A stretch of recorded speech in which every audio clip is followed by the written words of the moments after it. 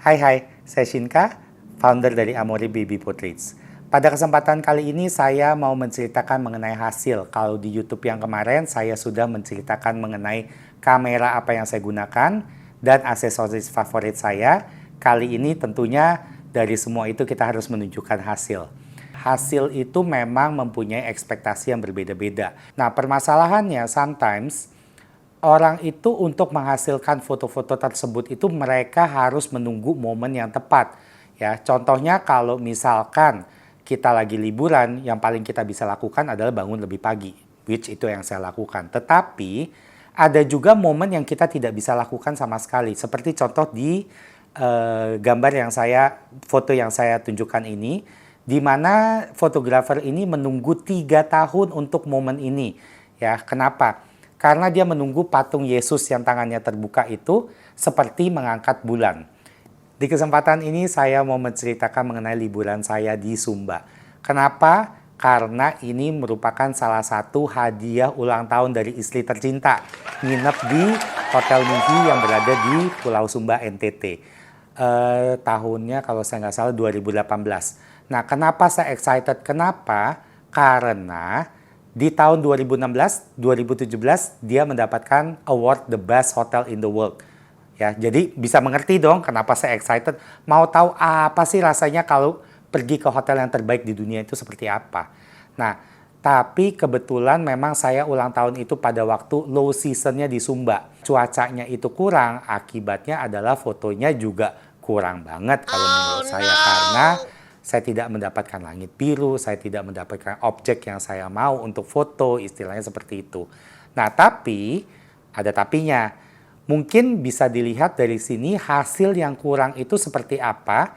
At least kita bisa maksimalin itu seperti apa. Emang sih nggak semua foto itu bisa kita maksimalkan. Istilahnya kalau fotonya dapat awalnya emang udah kurang ya, maksimalnya berarti ya mungkin cuma naik sedikit. Tapi kalau base-nya itu udah bagus, kita bisa membuat dia jadi lebih menarik.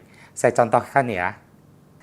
Kalau saya mengedit foto-foto saya di handphone, saya selalu menggunakan Lightroom Mobile, dikarenakan menurut saya itu adalah salah satu apps yang cukup powerful. Nah, kalau saya memang lagi jalan-jalan, kebanyakan saya tidak membawa handphone saya. Tapi kadang ada keinginan di mana saya mau posting. Nah, gimana caranya saya bisa posting dengan foto yang biasa aja supaya bisa lebih menarik. Nah, mungkin di sini bisa dilihat saya mempunyai satu foto yang saya bilang cukup flat. Tapi waktu pengambilan di saat ini saya melihat si ibu yang pakai baju merah ini harusnya bisa menjadi objek yang menarik. Nah, di sini karena langitnya abu total, boleh dibilang, saya harus melakukan perubahan di langitnya supaya lebih menarik. Nah, di Lightroom ini bisa dilihat saya pencet dulu ke efek yang ada di bawah. Nah, di sini saya emang melakukan pengeditan. Saya mulai dulu dengan saya memilih yang efek dulu. Lalu di haze-nya saya tambahkan sampai saya melihat langit biru yang saya inginkan. Nah, kebetulan nih angkanya tinggi sekali karena langitnya emang totally abu. Nah, kedua yang saya lakukan adalah saya menambah vignette di sini supaya saya melihat gimana caranya fotonya bisa lebih menarik. Vignette itu jadi istilahnya dia menggelapkan sudut-sudutnya ya. Nah, setelah itu saya bakal pencet light. Saya bakal ke exposure, saya coba melihat keterangan foto yang saya mau. Ya. Nah, setelah itu baru saya adjust lagi dari shadow-nya. Karena kalau dilihat kalau pohon-pohonnya itu nggak boleh terlalu hitam juga. Jadi istilahnya shadow-nya masih ada yang saya mau dapatkan. Nah, kalau black ini sebenarnya dia lebih dari shadow. Bisa dilihat kalau saya mainkan seperti apa. Ya, angkanya kita lihat oke sampai di mana yang kita mau. Nah, setelah itu saya adjust lagi dari kontrasnya supaya fotonya terlihat lebih natural. Ya, mungkin di sini saya udah cukup happy. Lalu saya akan pergi ke color. Nah, dari sini dia ada yang namanya temperature. Temperature itu jadi istilahnya kalau kita buat foto, apakah kita mau buat foto kita lebih warm atau kita mau buat fotonya lebih cool. Nah, di sini emang yang terlihat banget kalau saya mainkan dari langitnya ya. Dari langitnya kelihatan, tapi saya emang nggak terlalu banyak main. Lalu ada tint. Tint itu istilahnya untuk merahnya dan hijaunya. Ya, dari sini saya lihat lagi balance-nya supaya yang kita inginkan kan fotonya supaya se-natural mungkin kelihatannya. Ya, saya bakal stop sampai sini. Lalu ada vibrance. Vibrance ini dia lebih selektif ke certain object, bukan secara keseluruhan. Nah, di sini saya coba mainkan, oke, kelihatannya udah cukup natural buat saya akan stop di sini. Jadi bisa dilihat foto dari before dan after yang saya lakukan mungkin tidak lebih dari 2 menit. Sekarang saya mau tunjukkan kalau foto itu juga ada maksimalnya seperti yang tadi saya bilang. Nah, mari kita lihat di foto ini. Fotonya coba kita crop dulu ya supaya bisa lebih menarik kalau menurut saya. Nah, jadi kita coba pakai rumusan rule of third-nya lagi. Saya sambil kerjakan ya.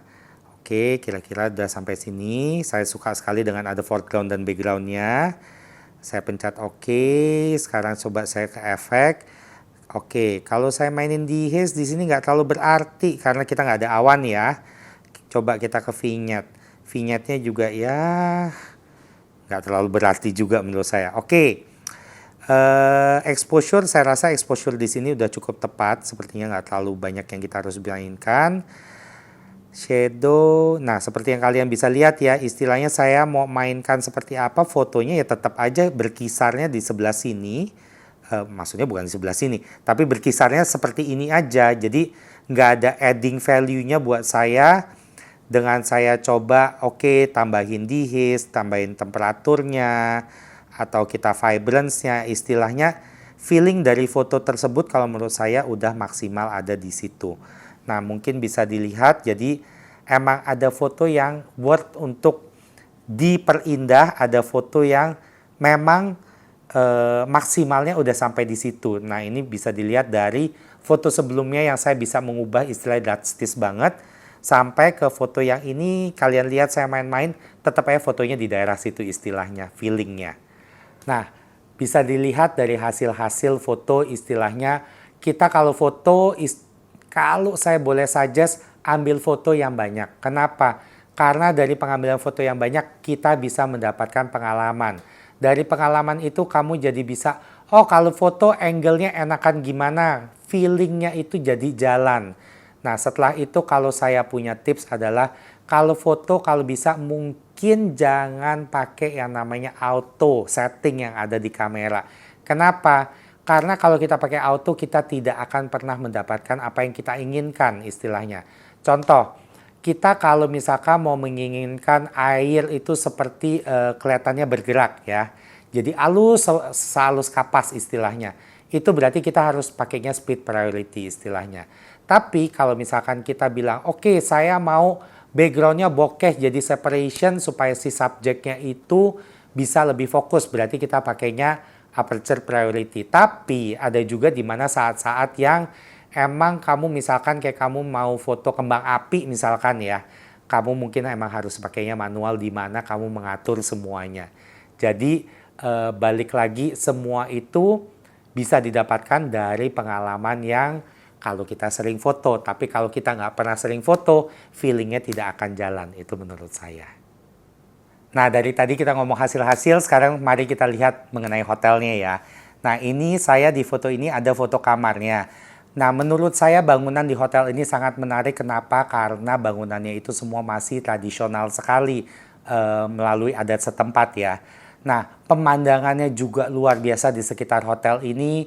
Mereka punya servis juga luar biasa sampai yang namanya makanan semua all in ya. Nah, ada juga yoga yang kebetulan istri saya ikut dan saya disuruh ikutan. Instrukturnya bule pula istilahnya. Private yang waktu itu saya ikutin. Kenapa private saya juga nggak tahu. Apa karena mungkin hotelnya masih low season atau memang diadakan private.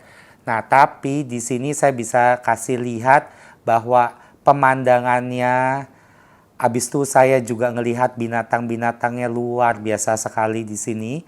Tapi yang saya miss adalah foto-foto atau pengalaman saya melihat orang berkuda di pantai. Karena menurut saya itu sesuatu yang saya mau lihat banget tapi tidak terjadi pada waktu saya berada di Sumba. Nah, penduduk sekitar itu kalau orang mikir, NTT itu bukannya penduduknya serem-serem ya. Ternyata enggak loh. Meskipun bapak-bapaknya banyak yang bawa parang, istilahnya, tapi mereka kalau disenyumin langsung senyum balik, langsung bilang hai. Nah, kebetulan waktu saya di sana juga ada acara di mana kita mendatangi sekolah di sekitar hotel. Pengalaman yang sangat menakjubkan buat saya. Kenapa? Karena saya jadi bisa berinteraksi, ngobrol, ternyata berbeda sekali ya. Kalau anak-anak di Jakarta kalau ketemu orang asing kan mungkin papa mamahnya bilang no talk to strangers. Tapi di sini anak-anaknya langsung menyambut kita dengan hangat sekali. Jadi istilahnya saya jadi bisa merasakan kehangatannya orang-orang Sumba menerima kita. Meskipun saya juga orang Indonesia, tapi adat budayanya ada bedanya.